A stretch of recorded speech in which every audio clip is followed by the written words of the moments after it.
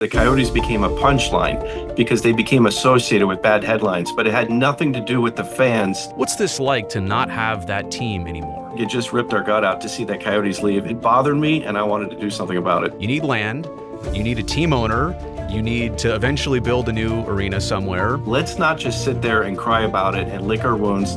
Let's get up, dust ourselves off, and get back to it. That's what we do in Arizona. We're so good at getting things done down here. Do you see Phoenix competing with those other cities to get an NHL expansion team? Or is Phoenix just competing against itself? I'll be blunt. We're competing against ourselves. We have an outline for ourselves to achieve. And I think it's a testament that the NHL has a great brand, right? And that the Coyotes left a legacy somewhat behind that people still care about. Why are you doing this, and why do you think other places are not doing it like you are? I think it comes down to putting your community ahead of yourself. Don't get caught up in petty politics. Don't get caught up in petty slights. I am optimistic that one day we are going to have a pro hockey team back in the NHL. We can do this, but this is going to be a years-long effort, but we got to tick off all the boxes that you just outlined. Thomas, thanks for joining me. You have multiple titles and a deep background. I've been stumbling through the introduction here. Introduce yourself. Good morning. Hey, it's great to see you. And I just really am a big fan of your YouTube channel. But I'm Thomas Galvin, chairman of the Maricopa County Board of Supervisors, also representing District 2, which includes Tempe, Mesa, and Scottsdale and other cities in the East Valley. And you're on a big push. Now, this is unofficial to your political job, right, as part of the Board of Supervisors, but you're on this push to help bring back the Arizona Coyotes. You're entering season 2. The NHL is just getting started, but season 2 without hockey in the desert, just from the personal side, right? What's this like to not have that team anymore? Yeah, well, I am an elected official, but I'm doing this in the capacity as a community advocate and cheerleader for the Valley because I think we're the best place in the world to host sports.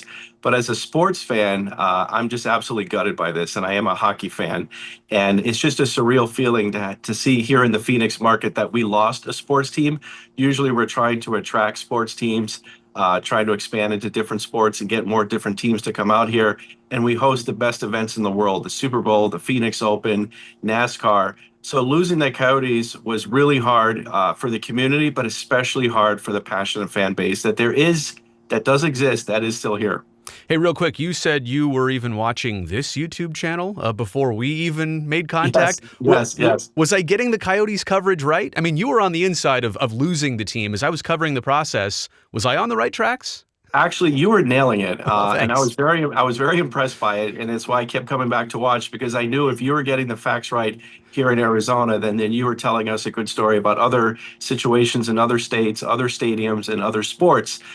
So I really appreciate your insight and the value you provide to your listeners and to your followers. But also, it's a very complicated issue down here in Arizona, and I think you did a really good job of getting the nuance. I appreciate that. That means a lot. I'm going to use that as a commercial for the YouTube channel. We are going to get to the efforts that you're into right now and literally trying to revive the Arizona Coyotes. But I actually think we need to start with the narrative about the fan base that's down there for hockey in the Valley. The common sentiment is, well, you lost the team and the team never really had support and you had to go play at ASU at Mullet Arena and you got kicked out of the Glendale Arena situation. How do you separate the fans in Phoenix in that metro area versus all of the things that team ownership and leadership maybe just didn't do the right way that kind of earned that poor reputation? Yeah, Brody, that's not only a great question, but it's a great distinction.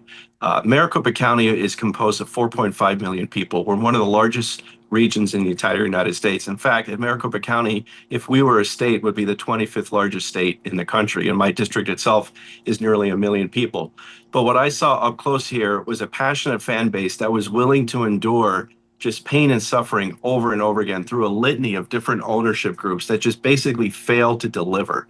And that was the difference. And what happened was the Coyotes became a punchline because they became associated with bad headlines, but it had nothing to do with the fans that were desperately trying to see hockey here in the Valley. And frankly, if you're not able to get 9 or 10,000 people to come on a Tuesday night in Glendale, well, frankly, it's not going to work in any market if you're in the wrong location.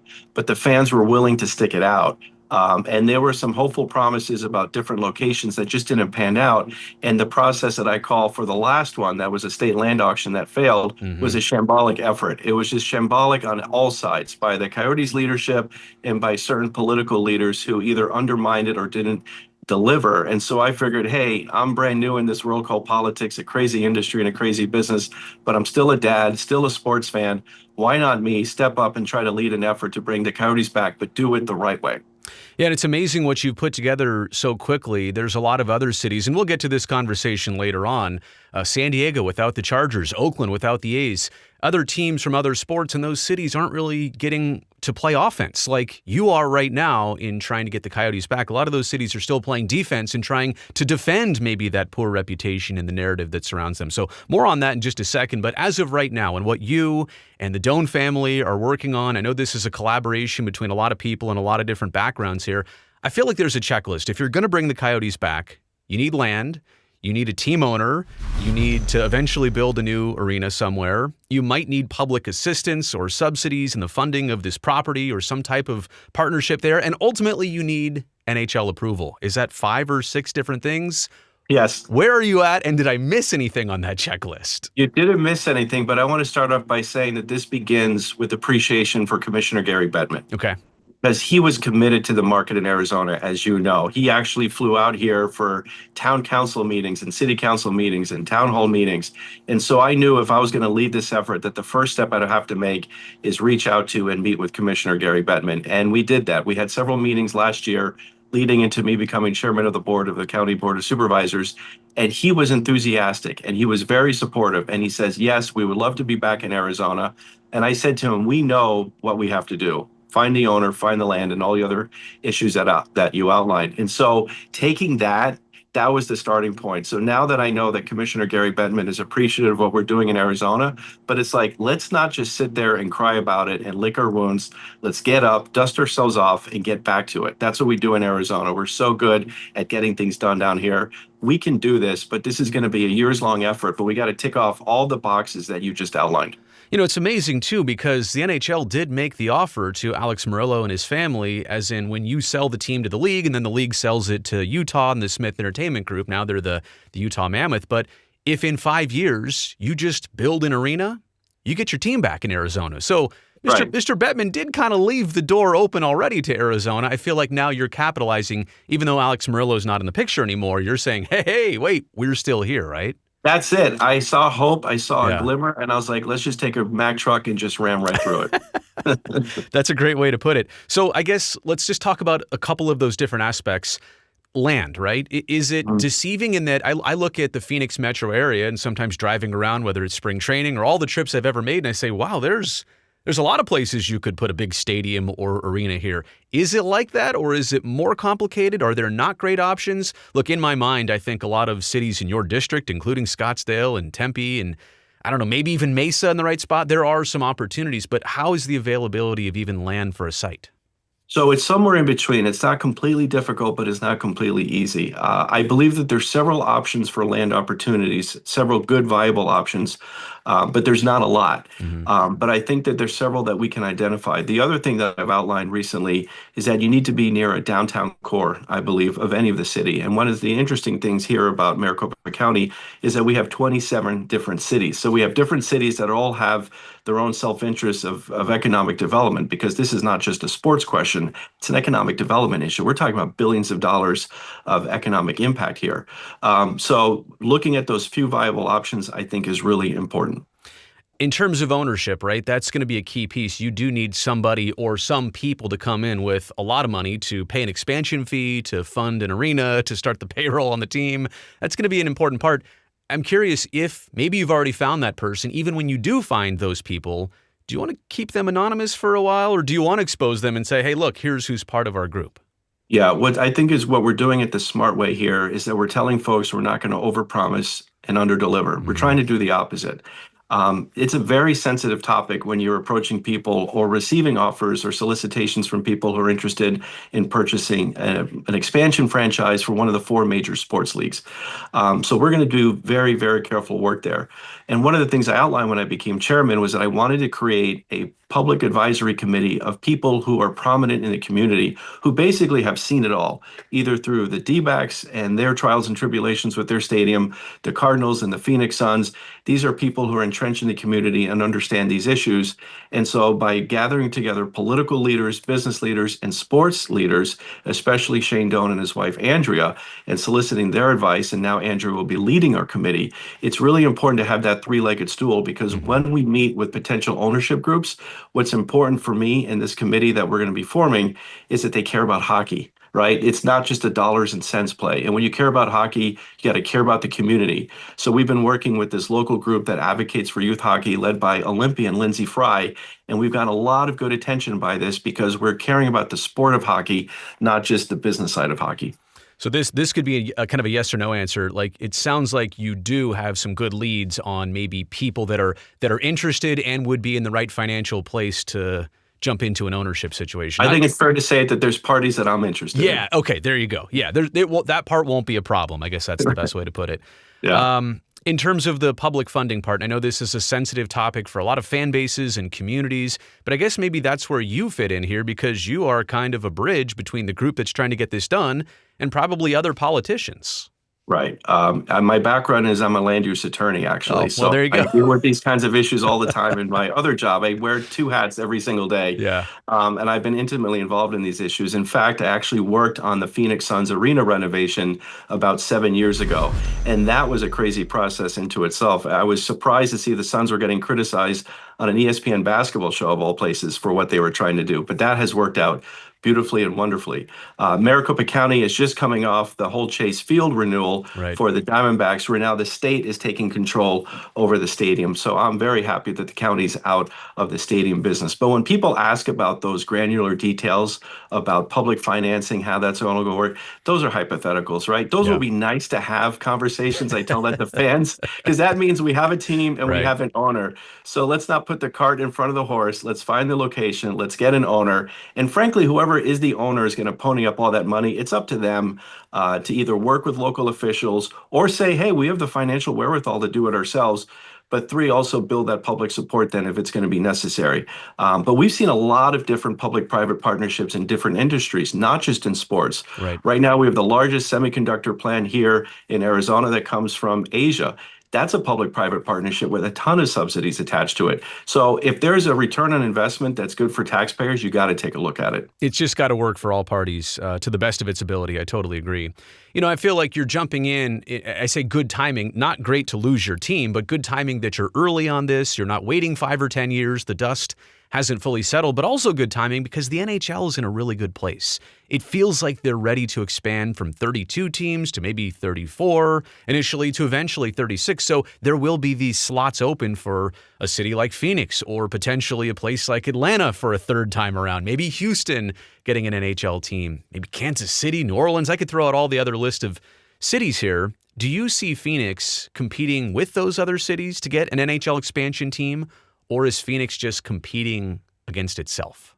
I'll be blunt. We're competing against ourselves. We have an outline for ourselves to achieve. Frankly, if other cities get expansion teams, I'll be happy for them because it just is a testament that the NHL is doing a good job and that hockey's really popular. And for me, the more the merrier. I do pay attention to other cities, but at the same time, I'm not worrying about other cities. I'm worrying about Phoenix. I'm worrying about Arizona. I love this place so much. It's given so much to me. I'm trying to do everything I can to give back. The feedback that I got when I made that announcement in January that we'll be forming a committee to bring hockey back and the Coyotes back was just absolutely tremendous. It was just an outpouring. And I think it's a testament that the NHL has a great brand, right? And that the Coyotes left a legacy somewhat behind that people still care about. And then for me, as an attorney, it's always about the next deal, the next task, the next job. And I'm working for clients, but for me, the Arizona Coyote fans are my clients, and the taxpayers of Maricopa County are my clients in this case. I want to do right by them. You know, I mentioned before those other teams from respective cities and how those cities lost teams like the Chargers in San Diego, the Athletics in Oakland. I'll throw in the Supersonics from Seattle. Those are cities that I'm like, why do they not have those very popular, legendary teams that just kind of were allowed to go away? And I obviously put the Coyotes and Phoenix in that exact same conversation. Every sport has a team like this that got away. What would be your advice as somebody in your position to, I don't know, somebody on the Alameda County Board of Supervisors here in Northern California?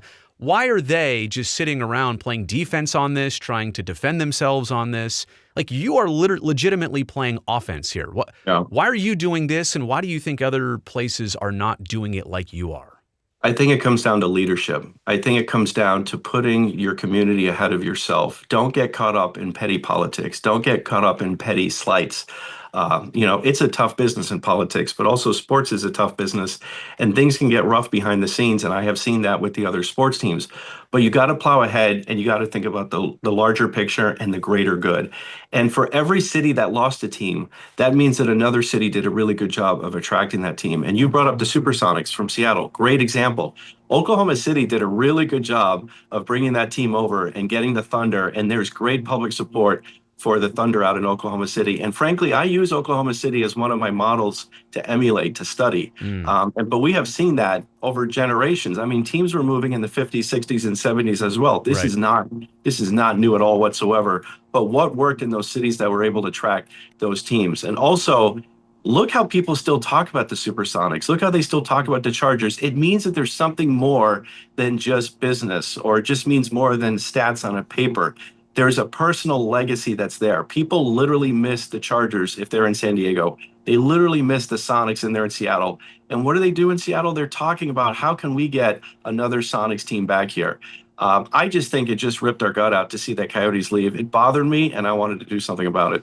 The name is important, right? And I've said this about the Chargers to Los Angeles, the Athletics to Sacramento or Las Vegas or wherever they're going, but those teams took their names with them, almost to the extent that if you're in the departed city, you don't even know what to do with all your merchandise or the logo or the colors. Right. Like, you have to kind of let that go too. I'm wondering how you feel and how the Doan family feels, maybe even lucky that through all the transition that the Coyotes brand, is it called dormant? Is that, if it's unactivated, whatever it is, it still exists. And I think it's probably the name that you want to pick up and continue on in the future with, right? Like, you don't want a new name for whatever you're trying to do here. That's been a great revelatory thing for me. When I started this process, I was like, I just want to bring hockey back to the Valley. I just want to bring the NHL back to the Valley. But when I talk to people who are intimately involved with hockey, like, this is their lives. Andrea Doan, who's going to be the chair of our committee, Lindsey Fry, who I mentioned earlier, the Olympian who leads the youth hockey program. I mean, you see the Coyotes name and logo all over town. Absolutely. And we are building new ice sheets here in the Valley. They're building new ice sheets in Tucson. Hockey's a thriving sport. My kid's 7 years old. He grew up in the desert. He loves hockey. He wants to play hockey. And I was like, well, let's just bring a team back. But Andrea Doan said it so perfectly. She said, listen, my husband, Shane, left his blood, sweat, and tears here in Arizona for 20 years on that ice. And then they raised their son here, Josh. He became a player on that Coyotes, which is an amazing story into itself. Same thing. Josh left his blood, sweat, and tears on the ice. And I think that the NHL and Gary Bettman recognized the importance of not just the name, but what was associated with it, because they took it back from the Maruellos, the previous ownership group. Right. And so people always ask me, they go, oh, well, the other owners kept the name. I said, actually, no. It got retained back from the NHL. It's now dormant. And frankly, if Andrea Doan wants to see that name Coyotes to come back, and the statistics and the logo, that Kachina logo that everyone here still loves, we actually have that magnet on our refrigerator at home, then who am I to say, no, let's just be another team, like whatever, the Warriors or whatever you want to call that team. The Coyotes actually mean something. So if we're able to get that name back, and especially the records and statistics, that will be significant. And I think it will honor the past and honor the sacrifice, frankly, of the Doan family, because they've given so much to the Valley off the ice as well. I was part of the Sharks broadcast team for a lot of years, and we had the affectionate name of Desert Dogs for the Coyotes, which I know some Coyotes fans are like, is that a put down? No, it's just a nickname we gave you because we love you. Yeah. I think the brand is super important, and you're right, that logo, honestly, there's nothing like it. Hey, when you hear, and recently some of these pundits come out, these NHL insiders come out to say that, whoa, Phoenix is also in this conversation as much as we can talk about Atlanta. And there's been a lot of that chatter lately. I know I just brought that up, but it must feel good, and it must be important, I think, for you to get your name and your message out pretty much any way you can. I know you're working on your own deal, your own things, and like you said, you're working against yourself here, but at the same point, it must be nice to see feedback from others in the hockey community to say, hey, Arizona would be a good spot. Yes, most of all, I'm proud of all the people here in the community that are Mhm. supporting this. All of the youth advocacy groups, all of the people that love the Coyotes, all the former season ticket holders, frankly, all the businesses that were associated with the Coyotes. I heard from people that said, "Hey, we did the catering for the Coyotes. Right. That was a really good business for us. We miss them." The best email I got, I love to tell the stories. I got an email from the dentist from the Coyotes, and I said to myself, I didn't know they needed dentists, but yeah, of course they do. Oh, yes, Uh, they do. Yes, of course. So, but it shows you how there's an economic impact and a societal impact. And so, if Phoenix is in the conversation, I'm proud of that. But that also incentivizes me to make sure that we keep working hard because we don't want to let down fans. We don't want to let down the NHL, frankly. And also, we want to work hard to get it right. And I keep repeating it's going to be a years long process. Yeah. Getting a new stadium in Arizona is clearly not easy. It is tough, but this is why I'm taking it on because it is a tough task. I've got two more things for you. One of them, the last one, does include that timeline. I definitely wanted to get a little bit deeper into that, but I feel like this is an everything to gain and nothing to lose situation. And I know, Thomas, your time and your efforts and your blood, sweat, and tears are valuable, right? But even if, and I say this in a worst case because I'll be honest, I'm pulling for you, even if this doesn't come to any fruition, at least you explored it. And at least you tried it. And at least people will remember that the fan base and it still exists. And maybe it sparks something else 10 years down the road. I don't know. Right. But I feel like despite your time and efforts, there's nothing to lose for you to, like I said, go out and play some offense here. Yes, I wanted to light that spark and set it on a fuse, but this fuse is going to go a long way, and there's Yeah. going to be a lot of people associated with it. There's a lot of local media here that still covers Coyotes issues, the former Arizona Coyotes, what have you. There's still a fan base here. I hear from people every single day on X and other forms of social media. I just heard a guy at the supermarket the other day when I was at checkout, which blew me away. But it shows that it's not going to just be me. It's just not going to be this committee that we're going to announce relatively soon. It's going to be a community-wide effort. I am optimistic that one day we are going to have a pro hockey team back in the NHL. And, God willing, I'm going to be right there cheering on with a foam finger and a beer in my hand. And I'll just be so happy and proud, but not surprised that we pulled it off. Well, you can But have it'll take work. You can have the foam finger. I'll have a beer in my hand celebrating with you. Hey, the Tucson Roadrunners, and I know that's connected to the old Coyotes ownership, Yep. and maybe they'll move to Reno where that brand new arena is being built. Well, Is also maybe part of the plan to say that, hey, we can not only bring an NHL team to Phoenix, but we could also backfill like an AHL, a minor league team, that affiliate back in Tucson as well? I think so. Absolutely. Everything's on the table. Yeah, that's great to know. All right, last thing. You mentioned just taking your time with this, doing it the right way. Urgency versus patience, right? Like you have to probably reset sometimes and say when you have multiple developments and everybody's talking about Arizona and Phoenix and the Coyotes, you probably get excited, but you probably also say, well, when is the NHL even opening the door to this process? So how do you see both sides of the timeline there? I feel like if we do the work, the results will present itself. I have a short-term plan, a medium-term plan, and a long-term plan. The short-term plan, we're executing it beautifully. I'm very proud and happy that Andrea Doan agreed to work with us to be the chair of this committee. We have reached out to different folks to form the actual committee itself. And it's really an advisory board, not an official governmental committee. But at the same time, it's more than just a committee. It's everyone pulling together. But we're going to have to do some hard stuff, and we're going to have some hard conversations with people behind the scenes. As you know, a lot of pretenders get attracted to things like this. So we have to sift through that as well. We cannot fall into that situation again. But this is something that's really great, and I'm really looking forward to seeing it through. You know, Thomas, I feel like our chat has been equally inspirational, but also insightful. I'm happy for you. I'm really proud of what you're doing and trying to maybe fight back on something that was a wrong. You're trying to turn it into a right. So thank you very much for the time. Thank you for the support and actually finding this YouTube channel. And I know this won't be our final conversation. So I look forward to the next one. one. Anytime. I'd love to give you updates when they come up.